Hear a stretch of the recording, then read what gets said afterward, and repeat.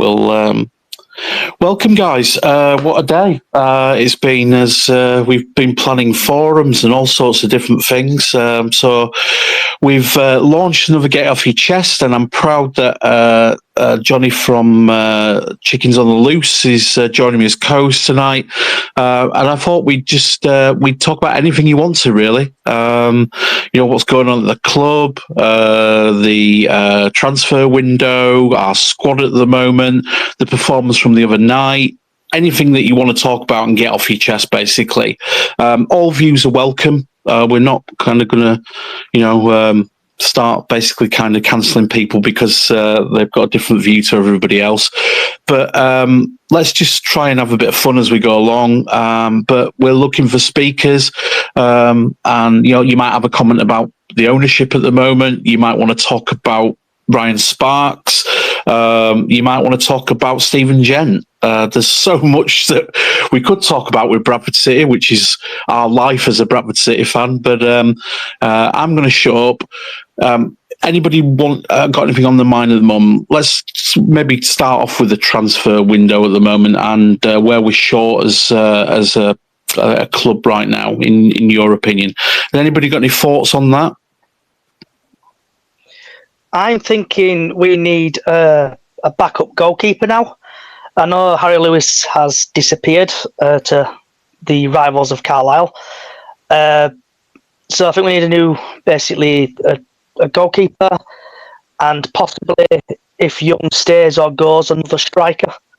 Someone who's quick and can score goals for us.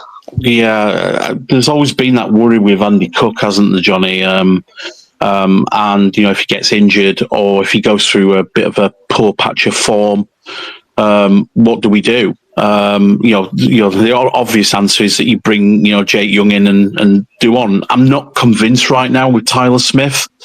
I don't know what your views are on that, guys. Young's back in training now, isn't it? It's been plastered all over the club socials, so hopefully, touch wood, he will be back in action against Swindon and possibly will score, hopefully. Do you think he'll celebrate if he scores? Nah.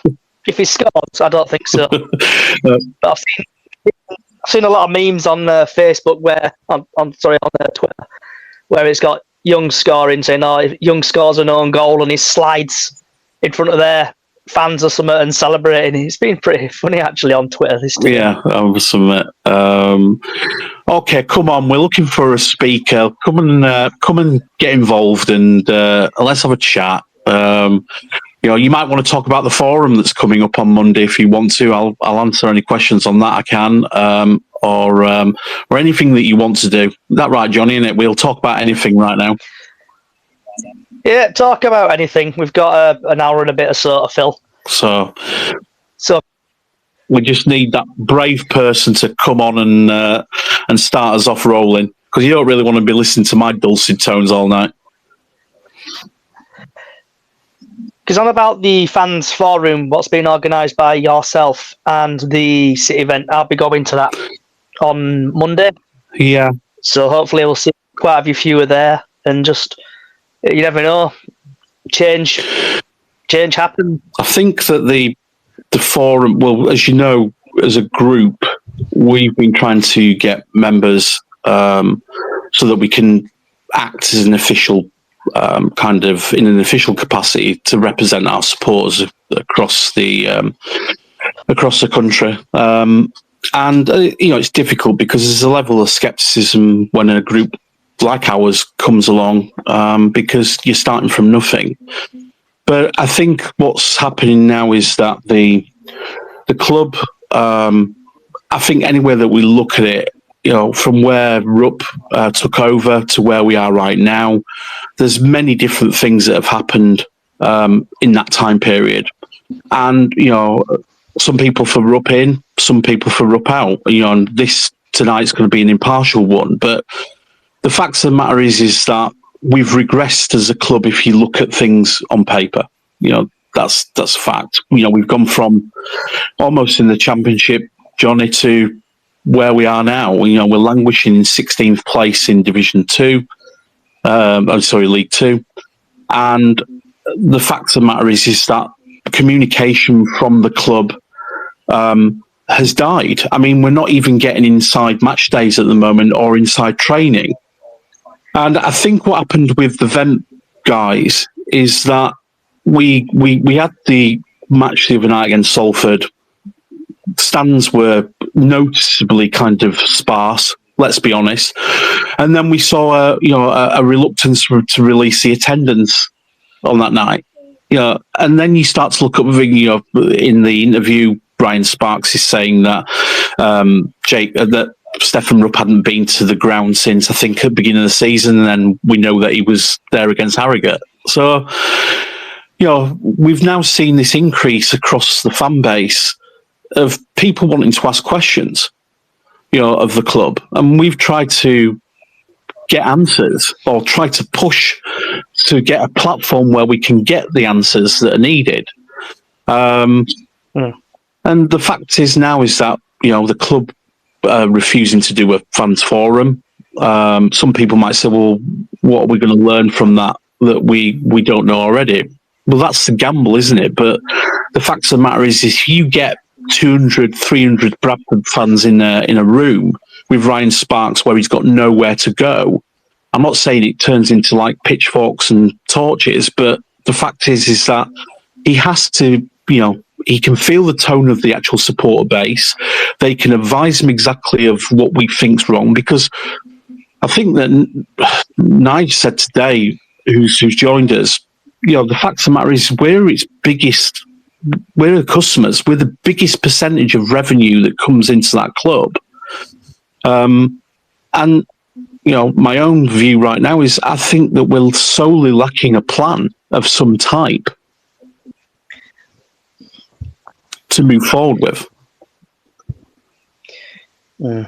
It's like looking at what's been said in the TNA news conference, the TNA interview, what Ryan Sparks has done. Yeah.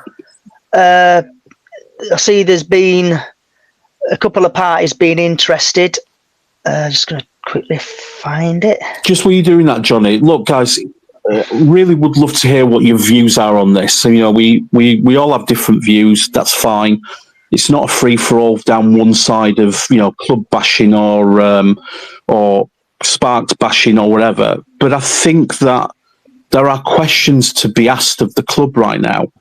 And, do you guys think there could be a detrimental effect on season tickets? I'm hopeful that some people will be brave enough just to, come on and give us their views, because that's the reality of why we do these things, is you get off your chest and give us views.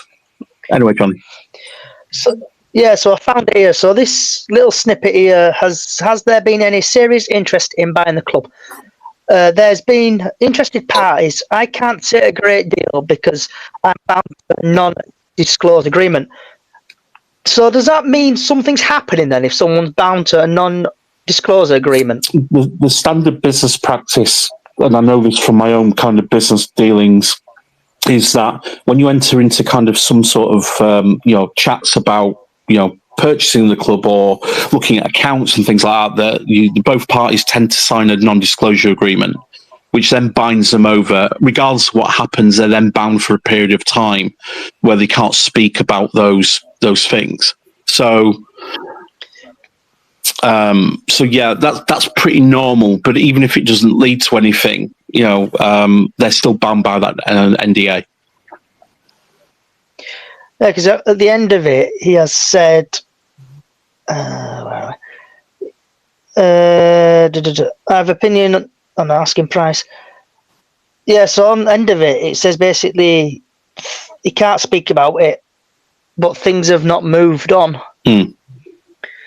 So I wonder if part of me is thinking, I wonder if something is happening, or they're trying to chat about something and someone trying to buy the club. Because the figure that was being bandied around, and I'm hoping that maybe somebody who's joining us tonight kind of knows where this came from, but the figure they're bandying is about £10 million, is allegedly what Rupp's looking for. But I'm not sure where that came from. Anyway, Jake might know, Johnny. Jake's joined us. Thanks, Jake. What do you want to get off your chest, mate? Thanks for having me. Yeah, I mean, I don't know anything about what you were just referring to, so I can't help that. But I don't know. I mean, I wrote a piece in the Whitford for the Past, which was published this morning, and it's taken me a while to kind of think about where I'm actually at with the club at the moment. And I think I'm basically at the same place as lots of us, right? It's kind of confusion, it's disenchantment, it's frustration, and it's not what the kind of central point I was trying to make in the article, which I wrote, is I feel like we've become a club that's just served to exist. I mean, last season was probably one of the very few highlights of the last 6 or 7 years, right? You know, it felt like everything was moving correctly off the pitch and on it. And the summer of recruitment, which, you know, has been well documented, and the struggles of the season just seem a million miles away from last year. And I just can't, well, I've got obviously ideas as to what might have happened, but I can't quite work out how you can go from being so close and playing so well and just needing to, you know, refine your squad so very finely. Like, I think 2 or 3 players, if we'd have added them over summer, would have probably turned us into top 3 title contenders. Even like, and I'm not saying that from like a kind of delirious or crazy place. I mean, you know, we lost Critchlow and we lost Banks, who were probably 2 of the most talented loan players we've had in the last 2 years, and I think everyone would agree on that. Who were big gaps to fill, right? But you know, the spine of the squad that we started the season with, or rather that we went into the summer with, just needed to be, you know, slightly added to. And I get that Patterson was obviously meant to be that goal scoring number 10 who came in, and that's not like for whatever reason with his injuries, which has been unfortunate. But it was a very, very weird summer of recruitment. And I just, yeah, that coupled with, and for me, the bigger frustration with the club is where are we actually wanting to go?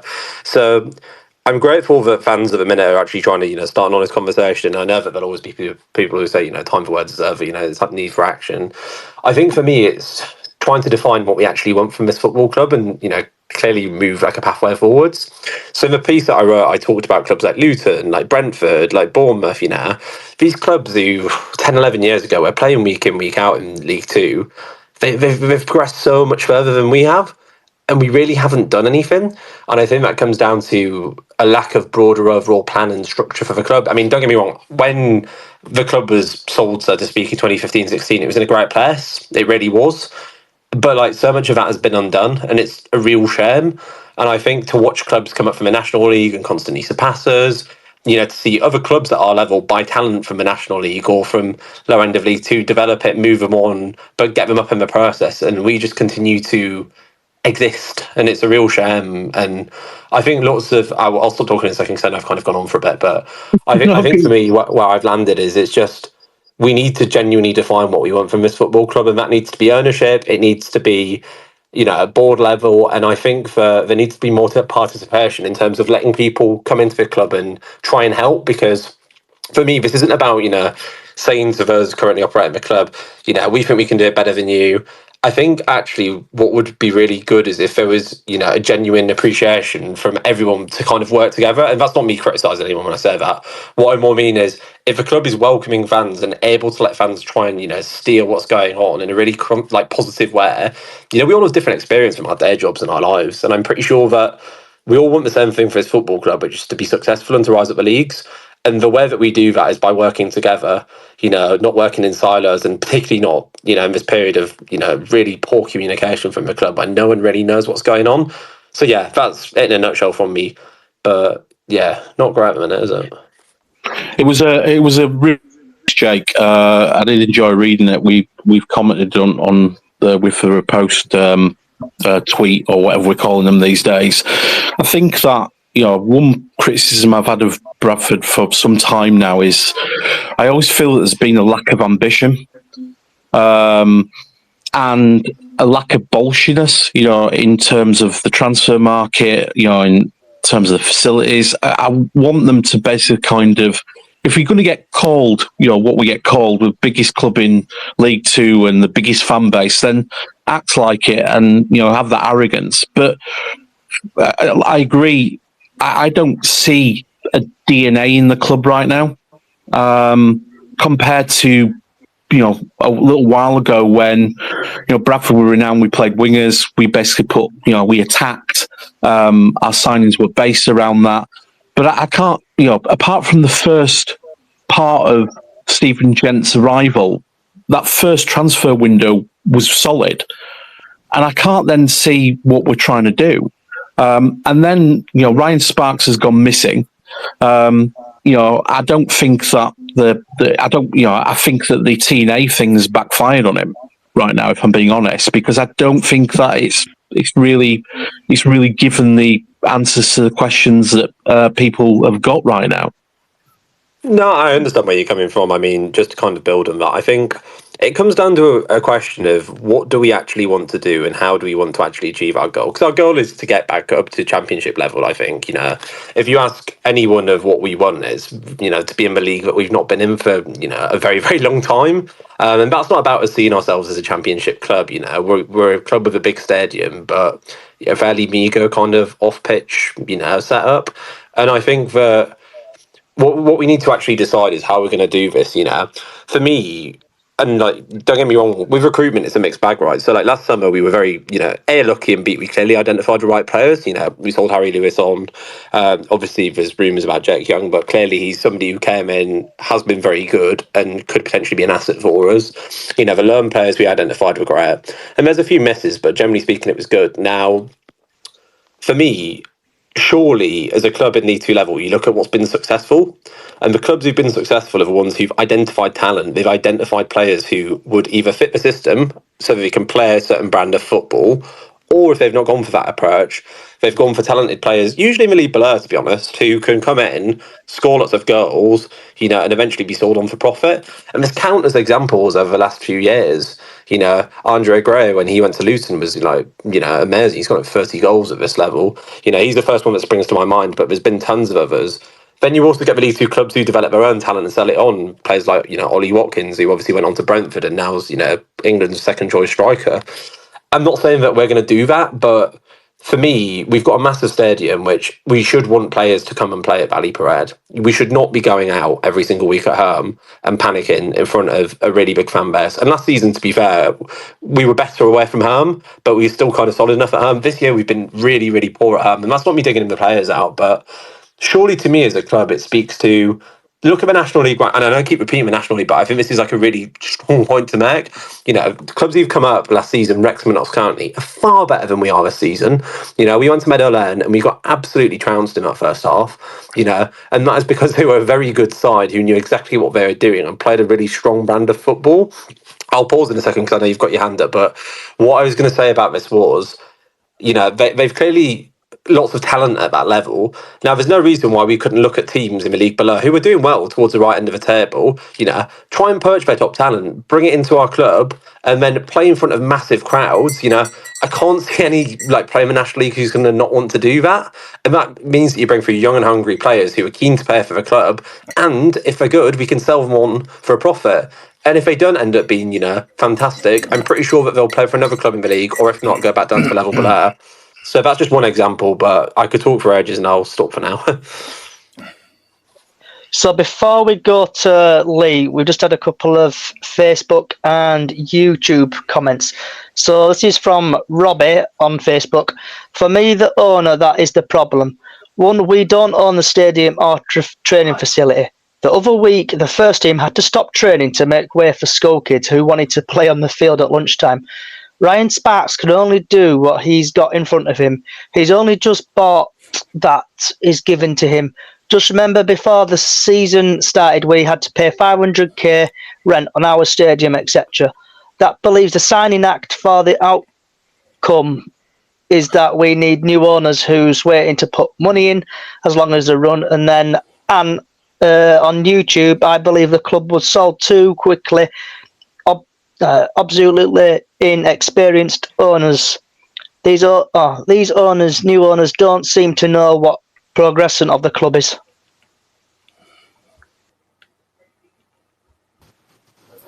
So, yeah, it's. But you look back over the history of Bradford City over recent times, and you start to see, chinks of lack of ambition, chinks of no plan, chinks of all sorts of things. And I think we're now at a stage where, quite rightly, fans are starting to question. But I agree pretty much with everything that Jake said there. Lee, thanks for joining us, mate. Have you got any comment on that? Do you want to talk about something different about Bradford City? But what's your views, pal? At the moment, I'm playing catch up with you all because I'm a little bit late getting on. So, one thing I would say is I've followed Bradford a long, long time, and it is probably the fastest roller coaster club you've ever been watching. I mean, I go back to 1959, and it's up and down and up and down. It wouldn't be Bradford City if it were any different. That's why we love them. What I don't get is some fans are saying, stay away. That's going to kill the club. They don't want to do that. They want, do we follow Bradford City, or do we follow Rupp, or do we follow... Rupp won't be there forever. Sparks won't be there forever. People like them come and go. So... I think it's a difficult one, Lee. It is. I've seen it all. The reality right now is that we're a club who went through 2 administrations, and many of us will remember that period of time. It wasn't pleasant. Wasn't pleasant at all. Yeah, and it wasn't pleasant. I think that this is this has been building for some time. It gets papered over. The cracks get papered over when we start to perform a little bit better on pitch, but I think even if we start to go on a run of wins right now, I think there would still be kind of concern, shall we call it? I wouldn't say derision, but concern about the direction of the club. The fact of the matter is that Rupp owns this club. Rupp is a disinterested owner, and he's not the first. There is others there. The argument at the moment is that there is, we are a club with no assets. The biggest asset that the club has at the moment is its fan base, which is worth a lot of money to a prospective buyer, simply in terms of merchandise and general revenues, etc., and what they can do with that. So that would be an attractive proposition to a prospective buyer. The other side of things as well is its catchment area as a city, in terms of Bradford, as everybody knows on this call, is a large city and it has a good catchment area. So that would be attractive as well. And then the potential of it, if you can get a kind of a side and invest into a side that actually can perform, then we've seen it. All of us have seen it when we've actually performed, and we've got momentum. I don't think there's any kind of louder place to go than Valley Parade. And also, we've seen progress. We saw it all the way up to the Premier League. It can be done. But at the moment, I think Jake touched on it. It's kind of what's the plan, Lee, if you know what I mean. I know exactly what you mean. We don't have one at the minute. There is no plan at Bradford City until someone comes in and takes over from Rupp and Sparks. I'm not beating Sparks up. I was involved in rugby league at quite a high level. He's all about Sparks. He's Mr. Sparks, unfortunately. And his dad will tell you the same thing, I might add. Where do we go if we lose the fans? There's only one place we can go, and that's down, and that's where we are now. We need the board. Who is this board? There isn't one, Lee. It's Rupp and people that invest, but they're allegedly only allowed to invest if they don't say anything. Now, I wouldn't invest in something like that. So why they have, I don't know. No, it's a tricky one, but I think the fact of the matter is whatever happens, Lee, I think it's getting to a stage now, and we started to see signs of it in the earlier stages of this season with potential for protest. I know that tennis ball thing didn't really go anywhere, and that's fine. No, and that's fine, but I think it's getting to a stage for a lot of people where, and you only have to read kind of some of the socials and see some of the people speaking, where they're going, I've got better things to do on a Saturday. I can go, spend time with I can go spend time with my grandchildren, and bear in mind as well, we've got a part of our fan base that travels a great distance on a Saturday or a Tuesday to get there. I mean, I think of Labib at Nottingham Bankland, who comes all the way home and away. You've got people travelling from Scotland, and people from Kent, from London, as well as our own Bradford fans. But our own Bradford fans are going, you know what, I'd rather go do something else and watch this side. And what I'm worried about right now, and it might be, and we have to consider this, it might be the only kind of way, is that we have to start hitting Rupp in his pocket. Now, Yeah, but we're not. The flip side of that, though, Lee, is that then it starts to do damage to the club. But after a bit, you go, well, what option do we have? Well, like I'm saying, the only thing we have got is the club, irrespective of who owns it, who's running it. And the only thing we can do is let them know how we feel, whether they want to hear it or not. If they want to brush it under the carpet, that's at their peril. And then we need to get together as fans. I remember Stafford Higginbottom and Tordoff calling a public meeting at St George's Hall to save the club from going out of existence. Yeah. Do you know what I mean? It's the fans have to speak. They have to have a voice. Adam was saying the other night on that forum there, the fans forum doesn't exist anymore. Don't have a voice. But we need to let them know we're here. We ain't going anywhere. We're going to support Bradford, irrespective of what they think or say. Yeah. Lee, stick around. Hang on, because might want to speak a little bit more. Johnny. Yeah. So before we go to Jamie, I know you're waiting a little bit. We've just got some more Facebook comments coming. So this is from Martin. All the talk about selling on, bringing players in, sell for profit. Bring on players, sell for profit. How will we proceed if everything, we have decent players, we sell? We are never going to move up if, I think it's put basically we dream of. Yeah, so on about selling players like Jake Young, for example, there, if he goes, will the money get back into Bradford City or anything like that, or will it just go into his back pocket? Jamie, have you got anything you want to say, bud?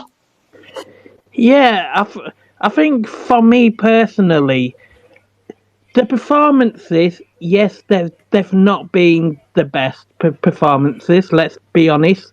But what's more important, fans can, at times, if there's a project, you can get behind it, knowing that you're not going to do well for a couple of seasons if there's a project.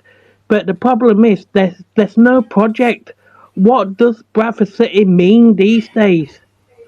Sparks a couple of years ago, when Connor Sellers and Trima were given the job permanently, he said this is a building block, and no matter what happens to managers, this is the direction that the club is going in. And then within 2 months, they're sacked. A new manager comes in with a new direction. After giving him an extension, if you remember. Yeah, sorry, an extension, yeah. But we need something to get behind. We need a direction. We need to know what the club is doing. But I think at the same time, the club also needs to work with the fans. This fans forum that's happening on Monday is fantastic, but why are the club shying away from it? Why are the club not sending somebody along to actually listen to fans' opinions? I don't believe we've got a leader at this moment at the club. There's nobody at the top. Rob don't want to know. He keeps making his money from his helicopter seats. Sparks hasn't a clue because he talks to him regularly, he says in Telegraph. Does he? Or does he just get told what to do and say? We don't know. But maybe Ryan Sparks needs to bring people in to support him that maybe are not yes people. I think at the moment Ryan Sparks seems to have a... The problem you've got there, Jamie, is that there's a question mark over Sparks, and I don't want to do a bashing on him. It's not the point of this. No. But the fact of the matter is that there's elements of ego there, and you can see it. Even like kind of like most fans have commented on it. There is ego there. Backs up in it every time. Sparks his arrogance. Yeah. pomposity. You know, and so most people, you know, I've seen various things, great ideas. Why have we not brought an operations director in who can look after the football side of things? Why have we, you know, why is he? Because I don't think he'll allow it. I don't. Yeah. I was going to say that. Would he be allowed to bring people in that might undermine Rupp's grasp on power? Who knows? Well, again, Rupp's always going to have the ultimate power in it because he owns the bloody club. But the fact of the matter is that, you know, I think that Ryan Sparks heel clicks his way into an office in the morning because he's got nobody watching over him. Yeah. He can make whatever decisions that he wants to make. And we have to then question some of those decisions. Lee, you mentioned it, you know, offering managers new contracts and then firing them, offering them extensions and getting rid of them. Yeah. How's that stability for our club? How do you? But then how do you? And then the knock-on effect is how do you then get stability on the pitch and consistency? Well, does that feed into players as well? Because I obviously see that exactly the same as we do. Well, Moraes basically said pretty much that on commentary last night. Indeed. You know, they're not stupid. You know, you can't tell me that they're all watching social media, regardless of whether we can see them or not. They know what's going on from fans. They're well aware of it. So you can't tell me that they're not aware that there's kind of, you know, a little bit of disillusionment at the moment from fans. And judging by commentary last night, you know, the reality is that Valley Parade was flat last night, completely. Well, did we ever find out actually how many fans were there? I read somewhere it was quoted at like 16,000. My ass, it was 16,000. Not a chance. I think they said 16,537 or something like that, with 157 from Salford. I think there were a few more from Salford. Yeah. I don't believe That has actually been 16,000. questioned in the past, though. And apparently, according to the club, there is a legal reason why they have to do all ticket sales. That's what the club has said in the past. Whether it's true or not, the club has said that they have to announce all ticket sales, and that includes season ticket holders. So it's never been accurate. No. I think all I could glean from that last night is that ticket sales would account for the figures, but a lot of people didn't go. Do we reckon there was about 7,500 there last night? Yeah. Give or More take. or less, yeah, I wouldn't disagree with that. Mm. There certainly wasn't 16,000, maybe 8 tops. Yeah. Jamie, Lee, stick around, guys. Johnny, you had your hand up, pal, and I don't want to take over here, so you crack on, mate. Yeah. So on about, we've had Stuart, who's had another come in with Facebook again. Roop isn't interested. He's inherited a team on the back with his old. Right. People are saying there's about 6,000 fans there. Somebody posted the actual attendance online the other day. On about the crowd yesterday and stuff. I went to the game and the atmosphere was horrible. I did go on Radio Leeds after because I was frustrated, and I said, I think if I rated the atmosphere at the ground yesterday out of 10, I gave it a 2. Generous. I know the cop, I know the northwest corner tried to get going, but in my opinion yesterday, the game was boring. I know there's been a poll on Twitter. I think Dan put something up on Twitter earlier on. And it was on the lines of, did you go to the game due to the weather? Yes, or couldn't you be bothered going? So with just the atmosphere, the club, and like people need to say the atmosphere and everything, the club needs to change a new corner. Because personally, like I said yesterday on Radio Leeds, it's hit the Titanic. Titanic has hit the iceberg, and this club is on life support. And going back to what you said, Lee, if fans don't go, it could absolutely ruin the club. It could ruin the club.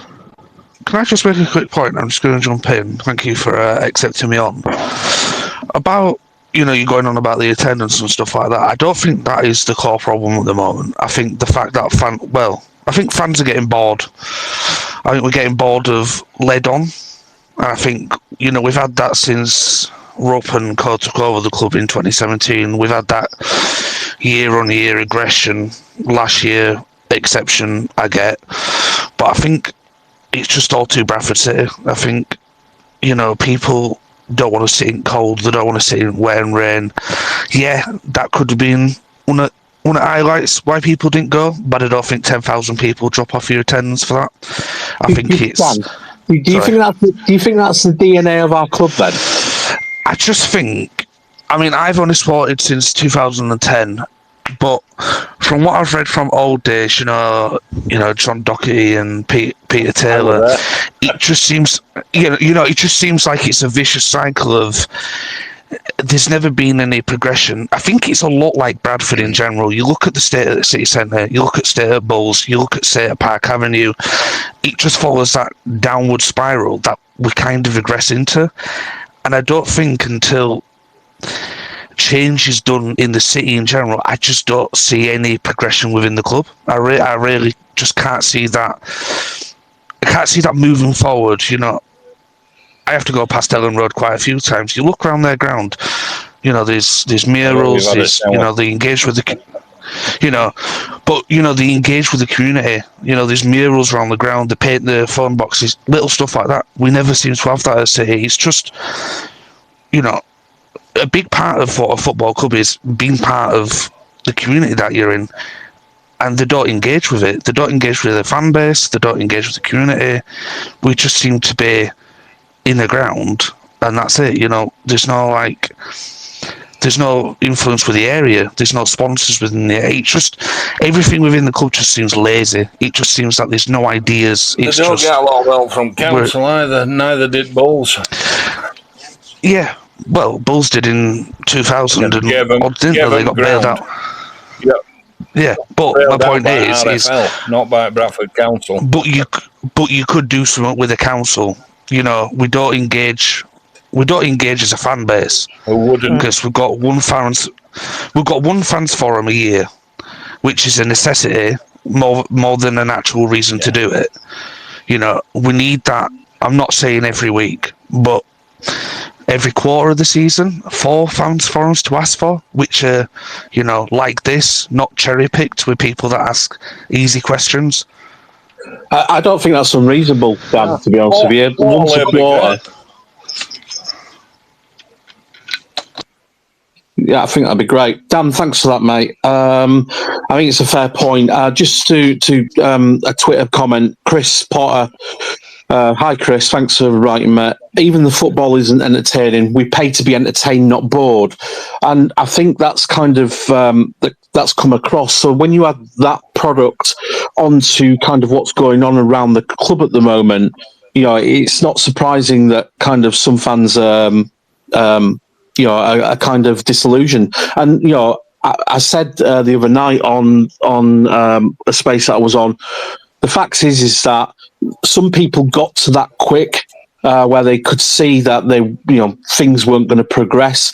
Some it's taken a little bit more time. Some are still kind of looking at the club and going, "We'll be all right." But I think that for me right now, there's enough kind of levels of concern, shall we say, across our supporter base to be having these forums and asking these questions. I've just found the attendance as well, thanks to Richard, who's in the space now. He posted it on the Bradford City Up the Chickens group. The attendance was 16,549, with 187 travelling Salford supporters. Right. Okay. There was definitely not 16, and we all know what 16,500 looks like in that ground. No, I think the point to add is that they've always done this. Every football team does that. So, by the fact that they publish them because season tickets have been bought, next year you're going to see the actual attendances because, even if it's a legal obligation or not, the club are going to sit there and go, yeah, we got 5,500. They are going to do that. No one's ever going to know what the official figure was. But which, spin. you know, that's a positive spin. They're never going to influence negativity. But we need to be looking further in the tendencies. You know, people are saying weather, which it might have been a perfect storm of weather, couldn't be asked, or just not going. But that if 3 seasons ago, I still don't think on a Tuesday night with weather that it would have been that low. I think there's a reason why it was that low. Yeah. Thanks, Dan. Stick around, mate. Chris, thanks for joining us, buddy. Over to you, mate. What do you want to get off your chest? Basically, it's thank you all. Yeah, 2 things that I can see wrong with our club at this moment in time, and it's been going on for quite a while. And if you've seen any responses I've put on Twitter, it's aimed at Ghent. His recruitment it's shoddy. It's poor. But I'd question something else as well. After the game, when you look at how we played, probably apart from Gilead, who just runs, whatever he does, where is the stamina? They all look like the lacking fitness majorly. And I don't know who it is to blame for training them, because they just look completely on the legs. I don't think we've had good stamina since Nick Allenby days, Chris. Yeah, I totally agree with that. They look fed up as well, to me. Do you think it's to do with the training facilities? And like, I think we've been training on. Tell me if I'm wrong. Is it 4G at Bradford Park Avenue? 5G. I wonder if they get good reception over there. But do you think it's to do with the pitch they're training on? That's why they're getting so many injuries and stuff like that.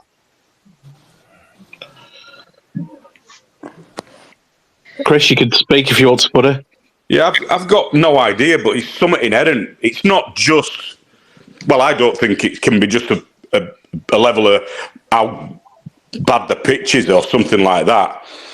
It's the actual keeping them fit, the training, what they're doing in the spare time. Are they at a gym? Are they doing whatever they need to do to get the fitness up to a high level so that they can perform on a Saturday, perform on a Tuesday? They look lackluster, big time. Yeah. Have you got any thoughts? Sorry, there's we've got Diane and then Jamie. Have you got any thoughts on it, Diane, love?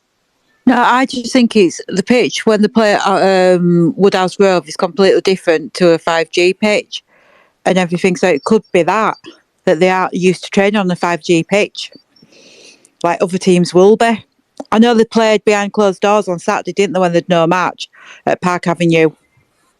Yeah, they did. Can I just put another caveat there, though? Do you just think that we've signed badly? I don't think we have, but it's like some of the players you might need to get rid of. It's like everybody goes, get rid of Ash Taylor, but sometimes when I've seen him, I didn't go Tuesday because I'd done my ankle in, but I was going to go. But sometimes Ash Taylor does put some good shifts in, and then other times it's crap. Yeah. Me personally, I don't think that we've had a good transfer window since Ghent's first, being honest. I look at some of the players we've signed, and I'm trying to think why we've signed them. When there's been other positions that we've been crying out for. The most notable one for me was when we were in last season and we got to January transfer window and we were crying out. We knew we needed to buy another striker or get another striker in with some quality, and we didn't. And I think there was another position as well, but yeah. Jamie. Yeah, it's just a quick one just on the training pitch that people have been talking about. This isn't something new. This is the same training ground that we've been using for, I believe, at least 10 years at the school. It's not. Can I say something? It's been longer than that. Yeah. Because I used to go, my dad used to work in Shipley, and I used to go that way when I was a teenager. And they were training on it then. Yeah, so it's not something that's just started. So I think a lot of people in the past week have leached onto this comment that Graham Alexander made about being thrown off the pitch. bad because the school had a class. But that was the same in the Premiership years. We were still at that school. We still had to give the pitch across to the school when needed. That was the same when Allenby. I'll just make a point. We actually didn't. We used to train on a field which was behind, which is now converted into the flood defences. So that's why we've had to move. We didn't have that problem. We used to have a pitch that was past the school, behind another one that the school didn't use, but we don't have that anymore. So that's why we have to now use the artificial and the other school pitch. That was from 2 years ago when they started doing that. But I believe weren't we at school when Parkinson was there? I believe we were at the school when Parkinson was there. Yeah, that's not what I'm saying. I'm saying that we've had to. So there was, if you go to Woodhouse Grove, you can walk down the side of the river. You used to walk through a set of gates, and we used to train behind that. That's not there anymore because of the flood defence work at Appley Bridge. So we've had to move on to the school pitch temporarily. So that's in the last 2 years maybe why we've had problems with. Well, we've always had a bit of an injury problem, but we've had to move on to that pitch. And obviously, winter, water, and it's next to a river, it floods, doesn't it? So that's in the last 2 years. I think they're going back onto it next year. Yeah, but I could be wrong. On the bulb on the board at the school, it does say pitch 1 Bradford City players only. That was the one that I was talking about, but they can't use that at the moment. That's they did when I went down. Oh well, the last time I went down. But that's what I was making a point. Maybe that's why we're getting injuries at the moment, because we're switching from artificial grass, travelling around. It's, again, disorganisation within the club. And nobody's mentioned yet the state of our home ground itself, or Blackpool Beach, as some like to call it. I think it's always been like that, though, hasn't it? But I think I watched Reading game, I've watched Wigan game, Bolton game. A lot of pitches in North, around that where there's been bad weather. I think it's to be expected. We had really shit weather, didn't we? It's not been great. I think, so there's a lot of clubs like. I was watching Man United game. There's patches of theirs on sidelines which are rough as hell, and they've got how much money to spend. So I think. In balance for a League 2 team, we're not going to have the best pitch, are we? But it didn't bobble, did it, on Tuesday night if you went? And it didn't bobble or like that. Either, but yeah. Didn't stick. It's just not got any grass on it. Absolutely rock hard with all that sand. But we do have to, at the same time, give credit to the ground team, who I think do an amazing job on very limited I agree funds. totally. They can only work with what they've got. Okay, guys. I've just got a comment from Scrapman. We brought 3 players in and 3 players have gone out. So how have we trimmed down the squad? Which Chris touched on about the again. We've not got long left in this transfer window. So do we think there's going to be a massive influx? Is there anybody of the opinion that we're going to see Young go at the last minute as somebody's mooted? I can see what's going to happen there. My prediction that probably Young will probably go, 4 o'clock, 5 o'clock last day of the transfer window. And then we'll go into the Samuel, him who used to play for Wolves, who we got, and they were rubbish. I think we're going to go into that area where we'll end up panic buying a 35-year-old striker who can't hit a barn door. Already got one of them, Matt Derbyshire. I honestly say Matt Derbyshire. Can I be honest? I don't think we're going to get rid of Young. I think if we were going to do it, we'd have done it already. I don't think that hype. Don't forget, he's only had one good season. He's only had one decent season at Swindon. He hadn't really done much before that. I think as fans, we're overhyping him to what he is. I think we're trying to force a sale, but I don't think that sale's there because he would have already gone if that was the case. Well, they're rumoured to be looking for £500,000, are they, for him, Dan? I wouldn't pay £500,000 for him. No, not based on 1.5 season. If that was, if we had Charlie Wyke, I'm not saying we are signing him, but I'm saying if we still had him and someone wanted £500,000, I'd pay £500,000 for Wyke because he's a proven goal scorer, whereas Young's done it for half a season in a Swindon team which has absolutely dropped out of his ass. He's a young player. I don't see this hype around selling him. I don't think we will sell him because I don't think there's anyone there to buy. Everyone's bought up, aren't they, in the league? Yeah. Has anybody heard the press conference from today? From the manager? Well, GA 2 said he's seconds. trained fully today, full training session, so... And then also, Young has. sorry, you're on about... And then you're on about bringing players in as well.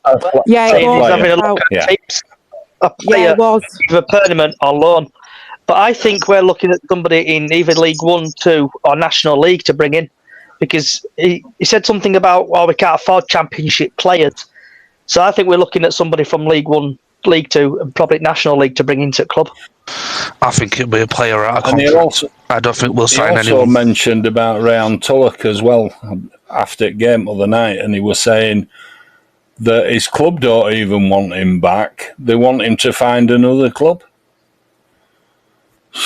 just to cloud the waters further. Yeah. I think. Can I just make a quick point? Sure, go on, John. I don't think we need any more strikers. I don't think we need to be spending all. If we don't get rid of Young, there's no reason why we should. Derbyshire's there as a impact sub, whatever. Young can start for me. We've got Smith up front. I don't think there's all wrong. Don't score a lot of goals.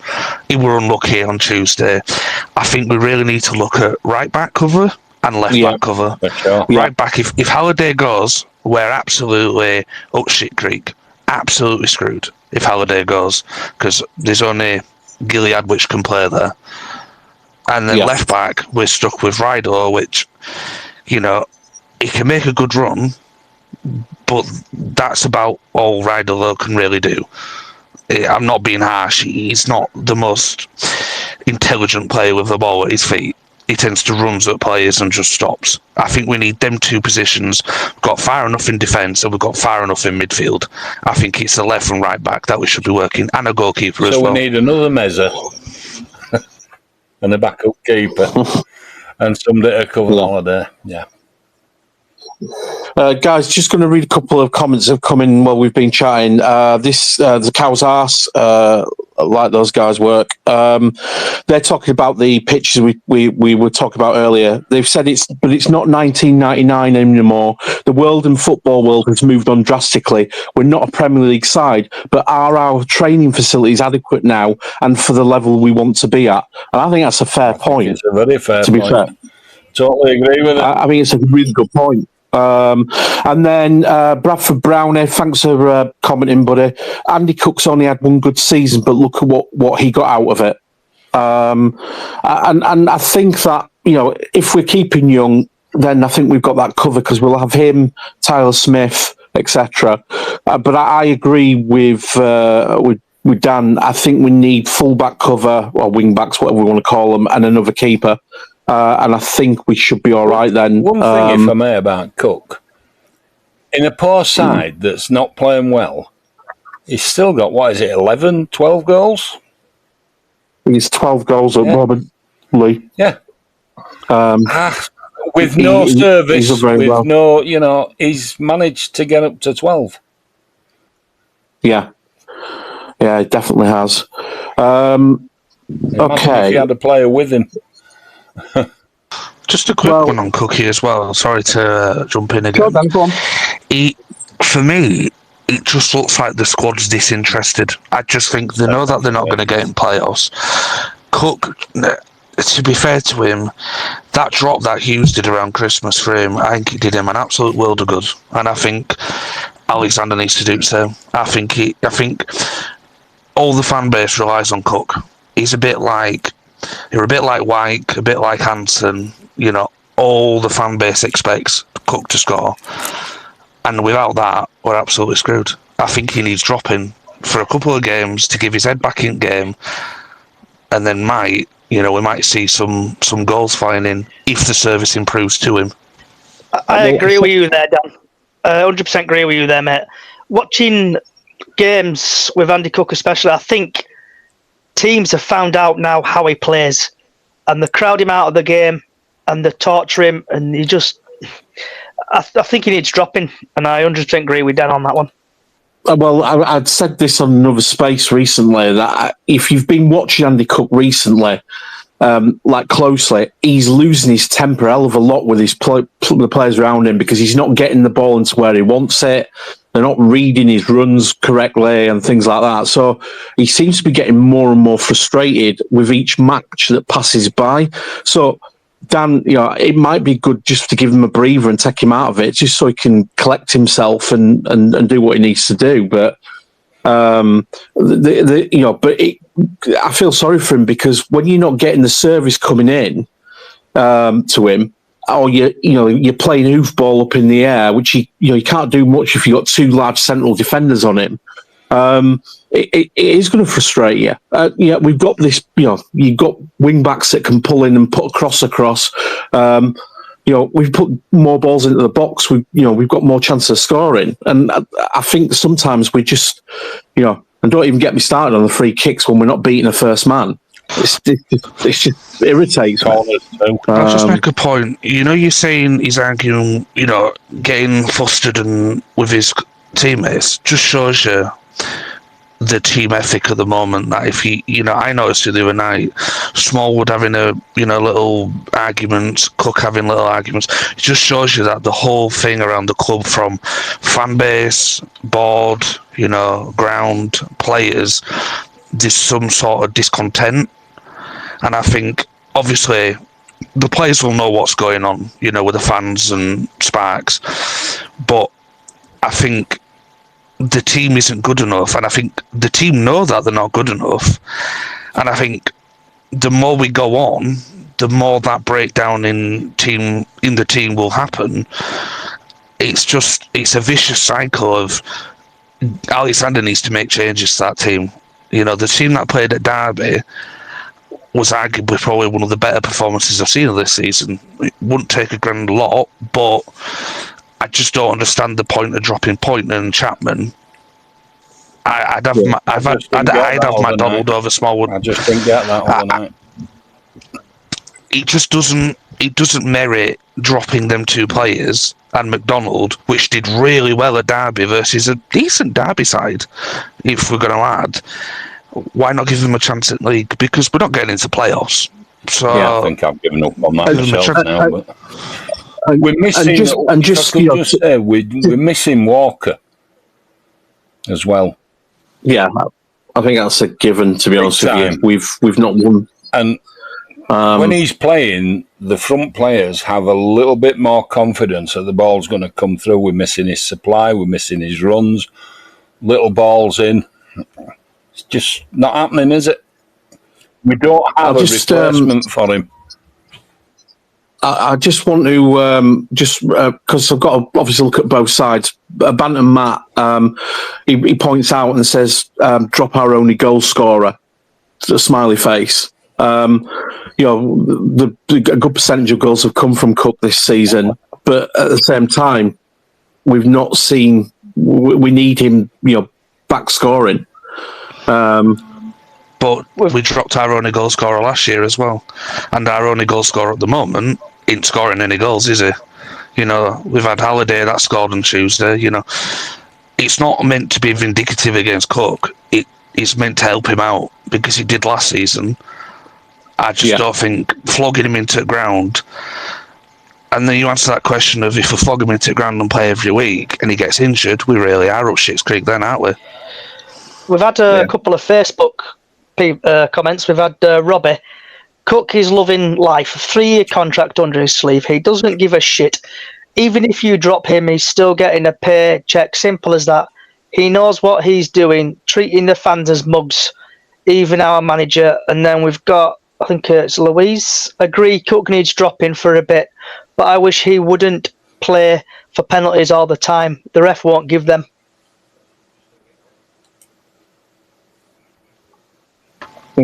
An interesting view. He does, actually. I'll give him that. So he does complain at the ref a hell of a lot if you watch his game. Does more moaning to the ref than he actually runs to ball. I noticed it on Tuesday. He suffers a bit in the same way that Anson used to, doesn't he? As a target. And he's trying to... be a target though, isn't he? If he scores 30 odd goals a season, other teams are going to cotton on. Other teams are going to cotton onto it. It's down to Alexander to now, come up with some creativity. Yeah, he's got to basically kind of look at ways where he can open up defences and bring Andy Cook in. It's that's his job at the end of the day, isn't it? To unlock a team and find a winning formula. It might be a bit controversial here, but does anybody else think that when Cook isn't playing, the other players feel that they've got more freedom to actually shoot and take shots? Like I've noticed it a couple of times personally this season when one of the other maybe midfielders had taken a shot and it's gone sky wide, and then straight away Cook is stood there and verbally abusing this player. What confidence is that giving the other players to then actually take that chance on next time? Or is that why players then step back and think, I'm not confident enough to Did you ever see Bobby Campbell play? Unfortunately, I was never... No, all I'm saying is McCall, Mega... Mark what a player. What a player indeed. But if he didn't get that ball where he wanted it, those players knew about it. Mine, Singleton, John Hendry. John Hendry were terrified of him. I'll tell you what as well, Lee, he knew how to win a penalty, did Bobby Campbell as well? He certainly did. He bled every game because of that injury he had when he was younger with his shin. I'll just make a point on what Jamie said there. Is... I don't think other players do. Edouard did it. Gilead nearly scored on. Well, he did really. Were his assist. I just don't think that there's any desire. There's no one apart from Gilead that does try and shoot. Because Smallwoods will end up probably in Foster Square car park. Edouard just runs around at the ball and gets in everybody's way. Don't do much. Gets in like Oster Davy did. There's nobody there. Kyle Reid reminds me of the last player that would actually take a shot from wherever on pitch, regardless if it goes in or not. I can't remember a player that's done it since, and I just think it's going back down to poor recruitment. Not even poor, lazy recruitment. We go with what we know. We've already got too many players. There's just too many. There's too much deadwood. We get rid of deadwood and then replace them with more deadwood. I don't think this right signing is going to do any good.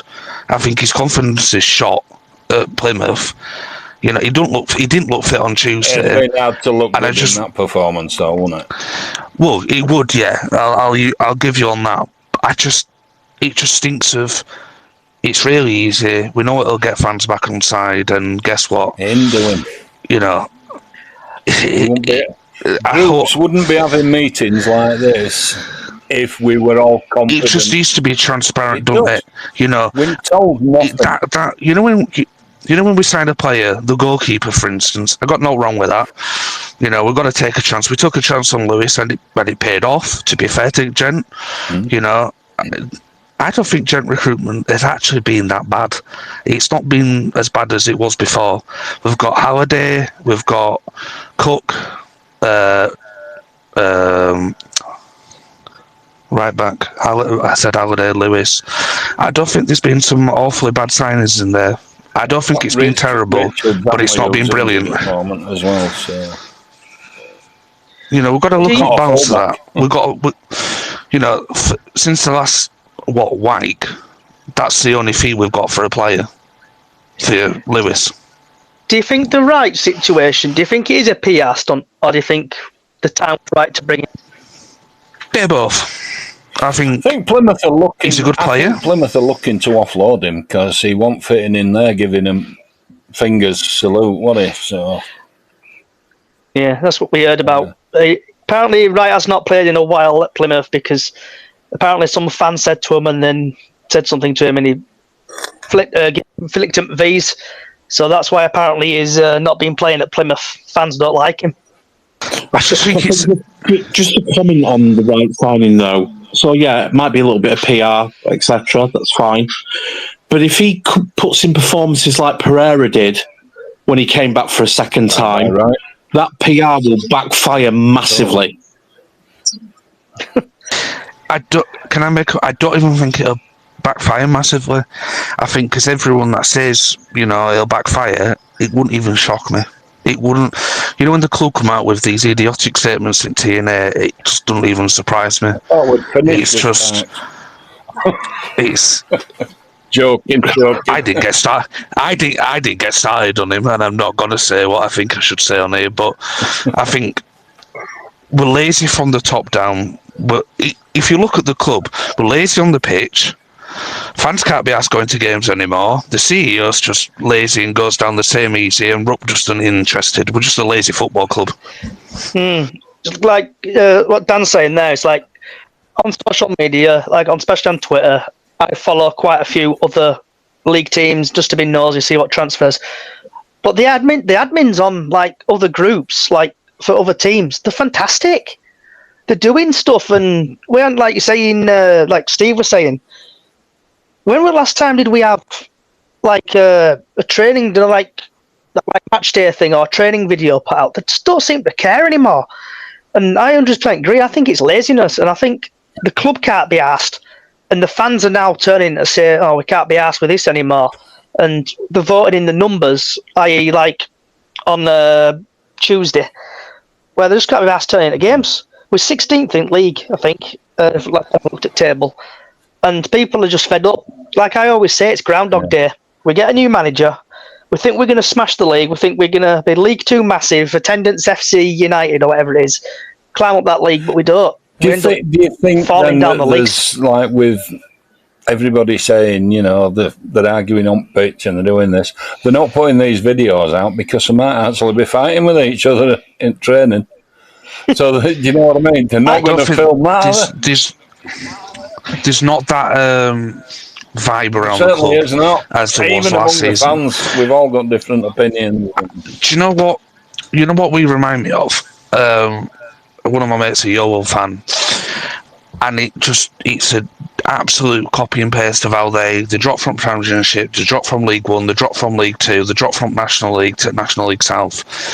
The fans stopped engaging, the fans stopped coming. It all got nasty on social media. There were, people against people.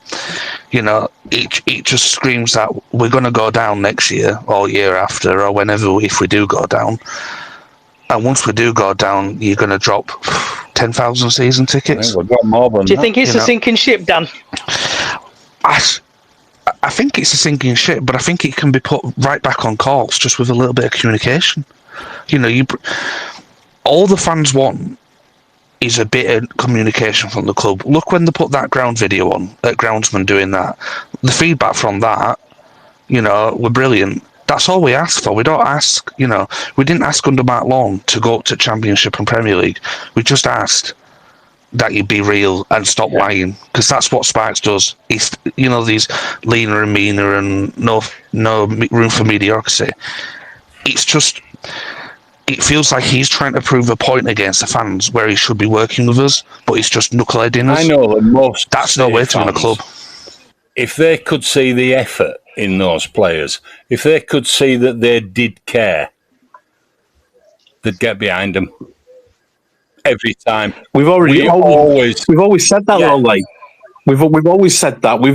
I mean, every time basically somebody signs for our club, we say give 100% on the pitch and we'll back you. You'll be adored, right?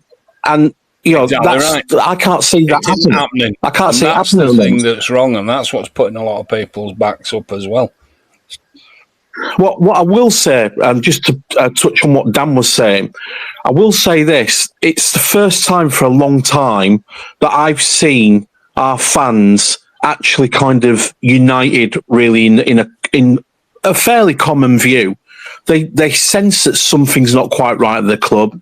Everybody's talking about the communication, which, if we're being honest, has completely dropped off off the cliff.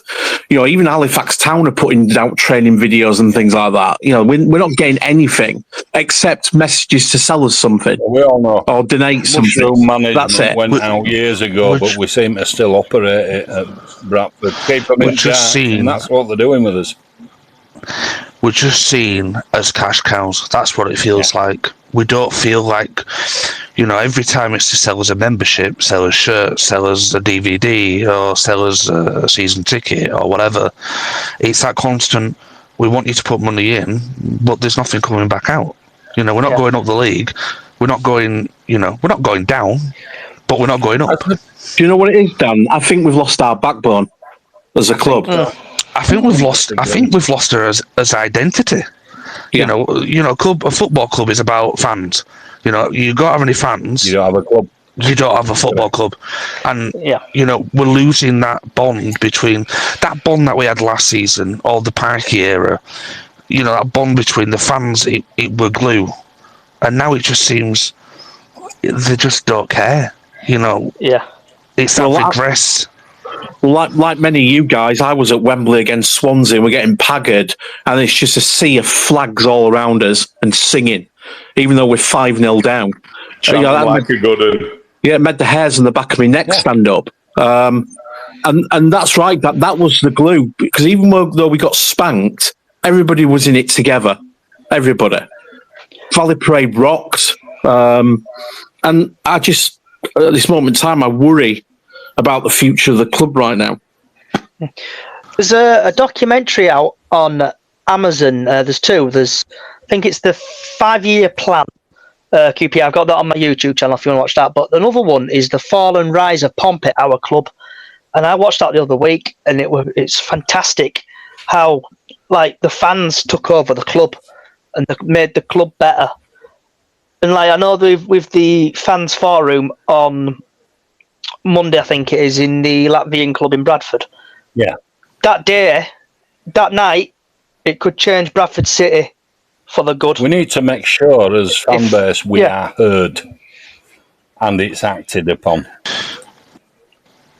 Well, I think the point on, investing into the club, I think, when it happened with Pompey, they want such a difficult time with bills and cost of inflation. I think that's going to be an absolutely impossible job unless we get bought out by, unless he's going to sell it to us for £1 million.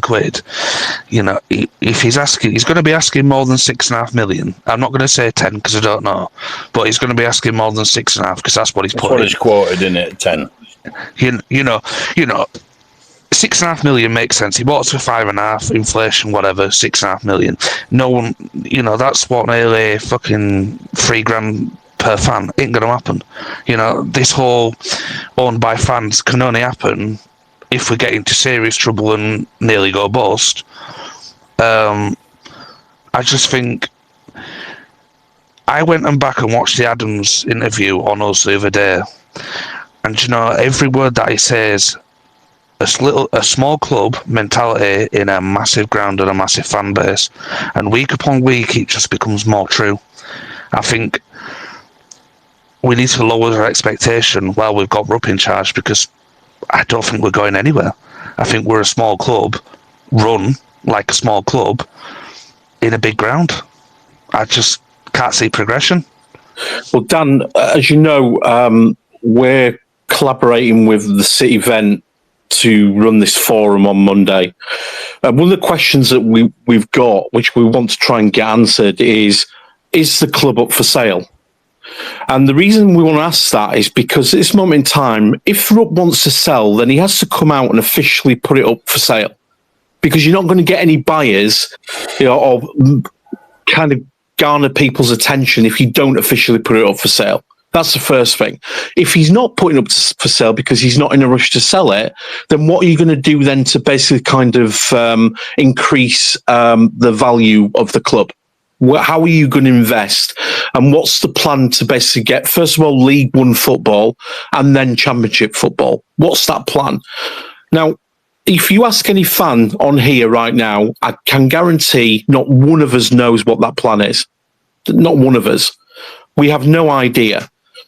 All we know is that we've got, as soon as night is, turns to day, we're going to get messaging very shortly about renewing and all these cliche videos and things like that, and renewing our season tickets because we've got to support the club. But the thing is, to get that support, you've got to give us something to basically go, right, that's what we're aiming for. It's really, if we are a selling club and we're a League Two club, let's not forget that, then fine. Put the structures in place, get Gent basically putting in youth searches and go buy that talent with a view that you're going to sell it, right? You can still build a side where you're selling stuff and still kind of grow, and then you're not in a position where you do have to sell because you've got more money coming in. But the fact is right now is nobody knows what the future of the club's going to look like. Nobody knows what our ambition is. Some would argue on this space right now that we have no ambition. Some would argue that we have no plan. And actually, the reason why fans are in the position they are at the moment, and the voices are getting louder across our supporter base, is that they're not seeing that plan. There's nothing to hold on to as a supporter of this club, other than tradition, and that we've always gone there on a Saturday and a Tuesday, and we've followed them forever and a day. That's the problem that we've got right now. Are you going to renew your season ticket, Steve? I don't know right now, Johnny. To be honest with you, I'm the same. Take my hat off of what I'm doing with this. I'm the same as every other fan. On one hand, I'm going, I don't want to basically kind of cost the club stability, should we say financial stability, because I don't want to go into admin again, and I don't want all that crap. It was a nightmare. But on the other hand, side of things, I'm looking at, well, does Rupp and Sparks only understand the loss of money? Because I'm going to renew because I know I'll probably get berated, but I like the club. I follow it home and away, and I enjoy going. As it looks at me from my point of view, it's a roller coaster at Bradford City, and we're at the bottom of this roller coaster, and we need to start moving up that roller coaster. I think we're just having a blip, and I know we're not Man United or Liverpool, but Man United, Liverpool, especially Liverpool, they sacked managers left, right, and centre a couple of years back. I know they had Kevin Dalglish, and then they had other managers, and eventually they changed, and they started climbing up again. I know they got Jurgen Klopp in, and they started winning games and stuff, and they ended up coming Premier League champions. But like on the other scale, Man United are doing what Liverpool are doing. They're down there. I just want to, if people can use the emojis at the bottom, thumbs up if you're going to renew, thumbs down if you're not going to renew, and I just get a general thing of if you're going to renew or not. And none if you're not sure. Yeah, none if you're not sure. I'm renewing. Can I make a point on your? Can I make a point on your comparison to Liverpool? Yeah, I'm gonna berate it, but we've already been there. We've already done that with Parky. We came off that Peter Taylor era in 2010 of the worst football that some have seen behind John Doherty. How many times as a club should we have to do that? Don't forget Liverpool have got, and Man United have got absolutely unlimited money, basically. You don't get that with, us. People compare us to Luton a lot, but Luton spent a hell of a lot of money getting back up them leagues, and they had a big board, they had a big recruitment team, they had a big fitness team. We don't have any of them. We've got to start from scratch. We've got to start from trainers, board staff. We need communication with the club as fans.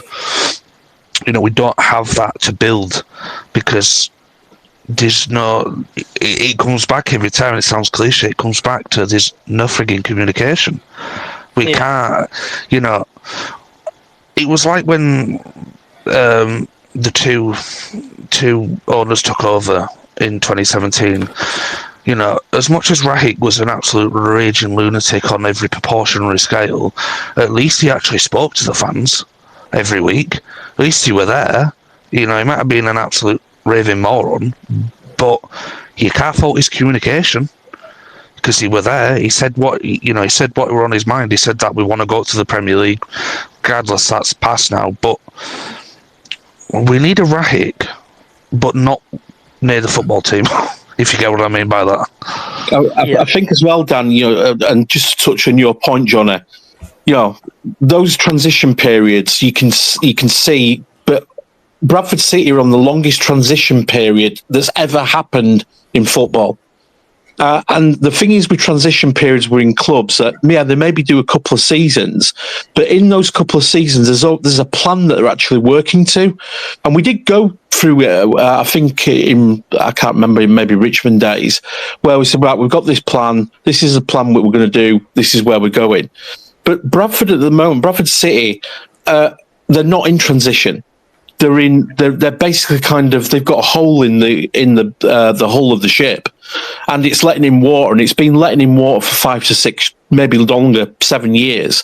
And until the club start to communicate and be honest about, this is where we are, this is the money situation. We haven't, we've got a good budget, but ultimately there's lots of things that we need to do with it. I think if they said to fans, look, we might basically have to transition for a couple of seasons, and we'll do our best. We'll still try to get playoffs or whatever, and be ambitious. But the long-term project is that we're going to basically look to put a youth structure in. We're going to look to improve our facilities. We're going to look at options how we can buy the ground and things like that. Then I think fans of our club would go, okay, fair enough. And then if you brought in quarterly forums, they can then basically say, well, these are the key points from that plan. This is where we are. This is the progress we're making. I think most fans of our club would go, fair enough. I think that's fine. There's a plan there. We can see progress on it, and then we can get back to doing what we do best and roaring the boys on. Because I don't think any one of us wants to be in a situation like this where we're second guessing a club, and in this case, an individual or two individuals of our club, in terms of what the future of our club's going to be, because they just won't talk to us. Yeah, because if we're needing change and stuff like that, everyone needs to work together. It's I know there's issues with the official supporters board at the minute. Asking questions and stuff like that, and seem to be getting they're asking easy questions. So the club are like, oh yeah, whatever. So if we all work together, we can make change happen. Exactly right. Can I just say from there? Thank you. I've got to get off because I've got a show to get ready for now. So take care, everyone, and stay strong. Thanks, Lee. No, you're welcome. Good night, all. Sorry, Dan. No, it's all right. Don't worry. On your point, you bang on. You're absolutely spot on. You look at when we get 3 or 4 results together, fans get excited because we get excited at the smallest of things because, it's quite a depressing thing, following Bradford. There's no talk forward to. It's shit week in, week out. When we get them 4 results, people say, oh, well, the noise and stuff goes away. Well, of course it will. That's human nature. That happens at every football club. But, you look in previous seasons, we'd get a line of results. We got Hughes, and then it went away for about 3 months, 4 months, 5 months, whatever. Bad few results, it starts creeping back in. I think at the moment we could win 10 games on the bounce, and I still think the negative energy could be there. I still don't think you're going to get rid of it. I think the fan base has got past that line of just fed up and pissed off that there needs to be drastic change, and I'm not talking about a few articles on TNA bigging up your CEO stance, bigging up your CV. Well, Dan, can I just read what somebody's put here? I'm just trying to find the comment now because it's actually relevant to what you've just said. So it's Stephen Robinson. Thanks, Stephen. I appreciate you commenting. There's a deeper rooted problems than players at our club. Danny Cowley didn't want the job. Carl Robinson declined an interview. Both joined clubs below us in League Two. There's something wrong with our club. Football is a village. People talk. What do they know that we don't? And I think that's a bang on the money, to be fair. We've sacked 13 managers. No, not 13. We've had 13. We've sacked 7 permanent managers in 7 years. That's what the problem is. Because if you're going to go to Bradford, no matter what you do, like why would Cowies tarnish the brand of Cowie Brothers? They wouldn't. Why would you come here? Adams were out of work. Alexander were out of work. Hughes were out of work. All these have got naught to lose. If they get sacked, they can do it trying. But we're not going to get managers, like Cowies, whatever, Robinson, that are stable. They know they can go to another club, which gets more backing, which gets more, you can go to Barrow, and they have more money than us. Barrow have more money than us. That's no disrespect on Barrow, but in terms of money put in from the board, you take away 5,000 season tickets, you're going to lose 600 grand. Then you've got the ground rent, another 500 grand, 400 grand. You've lost $1 million. You've lost $1 million before you've even put a foot on field. Yeah. So you can go to Barrow, which have this tiny little shit ground. But guess what? They don't pay 500 grand for their ground, so they've got that to spend on players. That's the problem of us.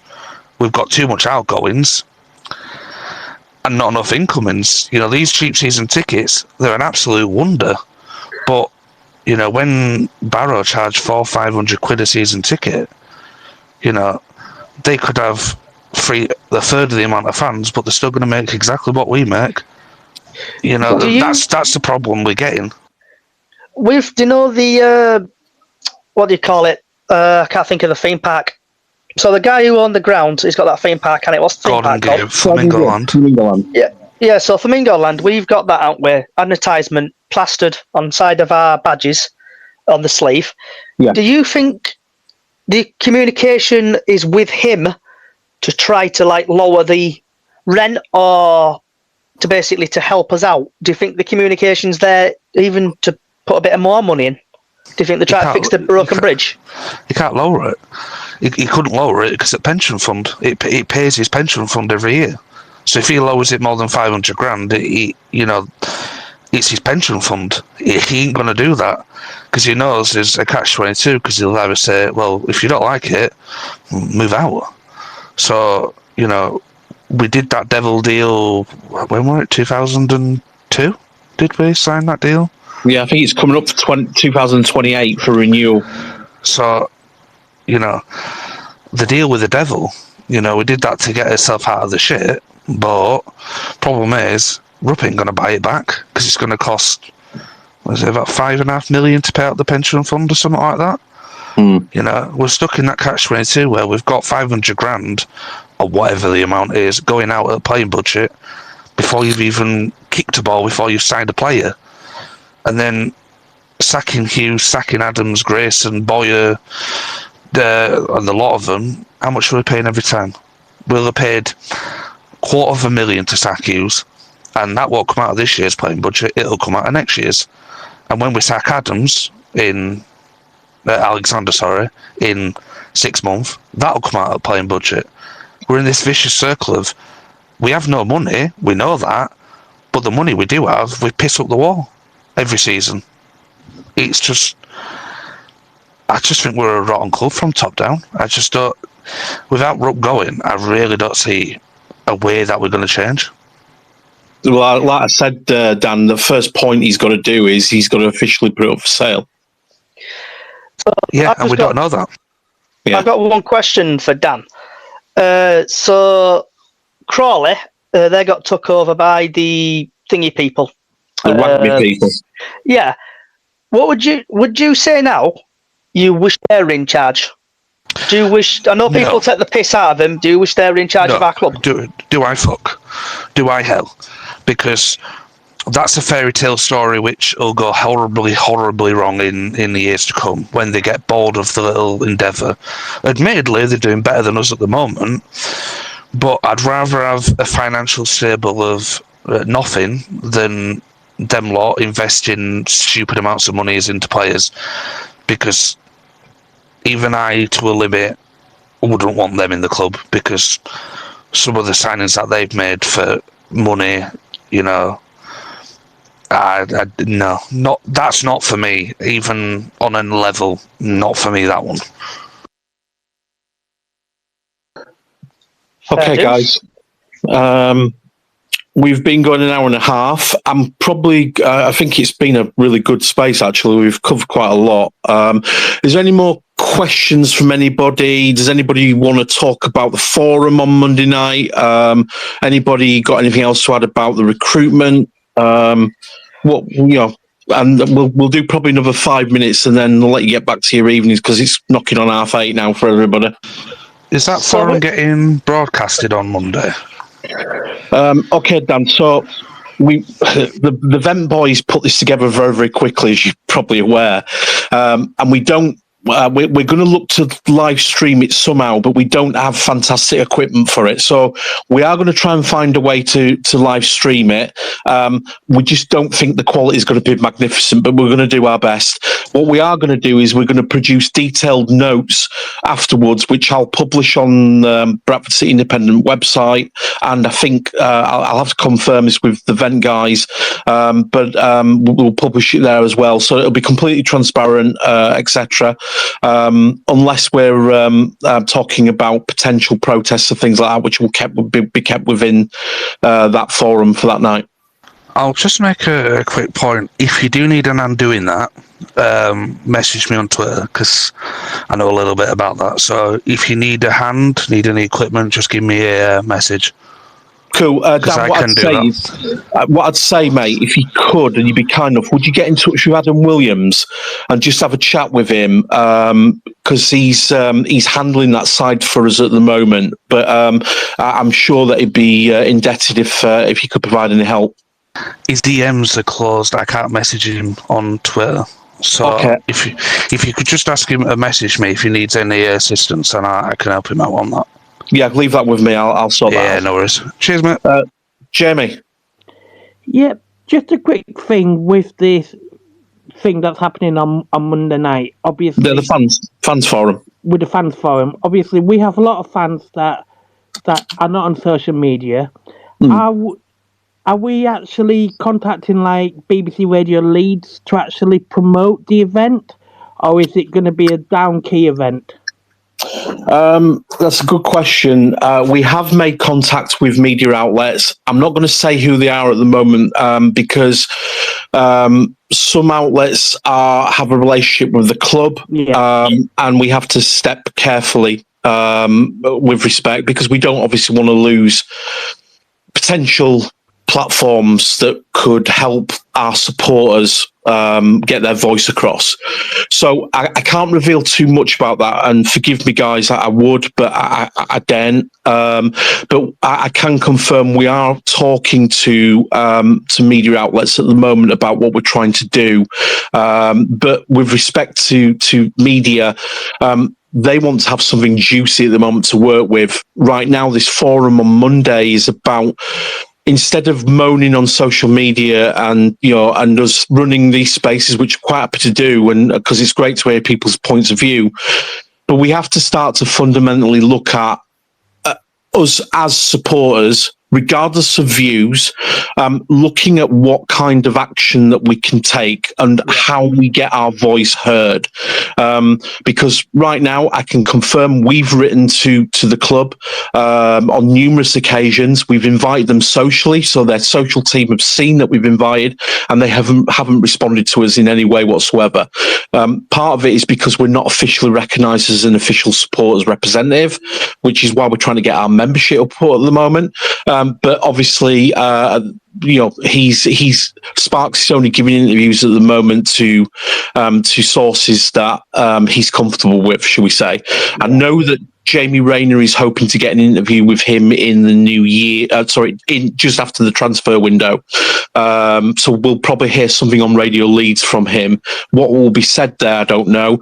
I don't know whether Rayner will challenge him, as I think he needs to be challenged. But saying that, Jamie does have a bit of a backbone about him and a bit between his teeth. But yes, we are in short answer. We are in touch with media. We are talking to them, but I've got to get a little bit more momentum and a little bit more unity around the plan first of all.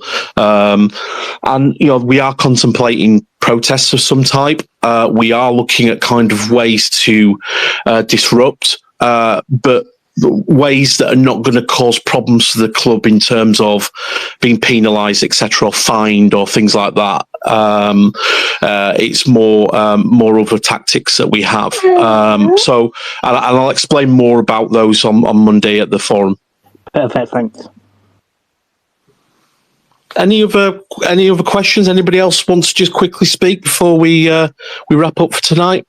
Or you can DM me. I'm at Bantam1873. You can DM me privately if you want to put a question to me. I'll as most people who've engaged with me, I'm very honest and very transparent. I've got nothing to hide, but I am a supporter like you guys, a long time supporter, and I think it's just a case of we have to basically kind of look now because supporters are uneasy right now across the board.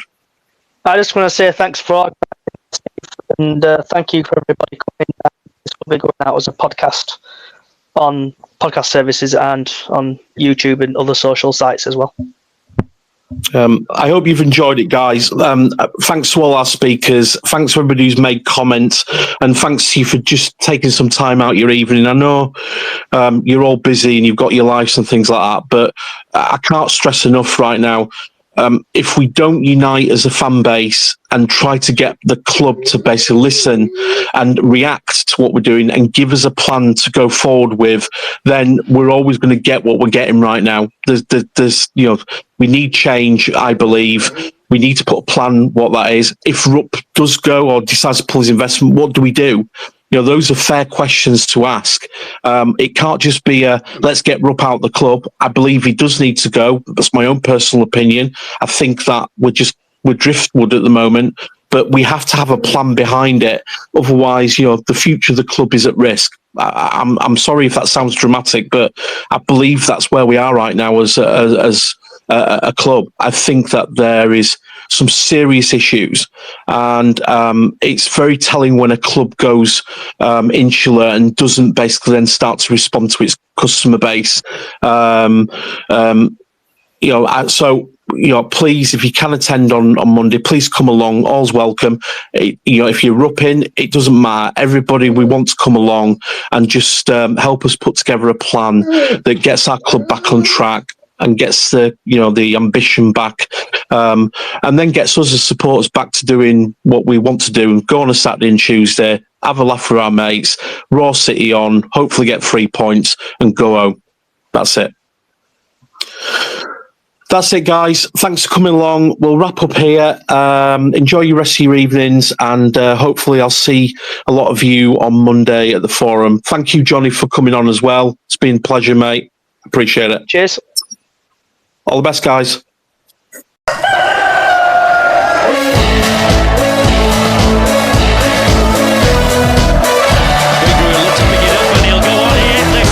Bradford, it's Bigray.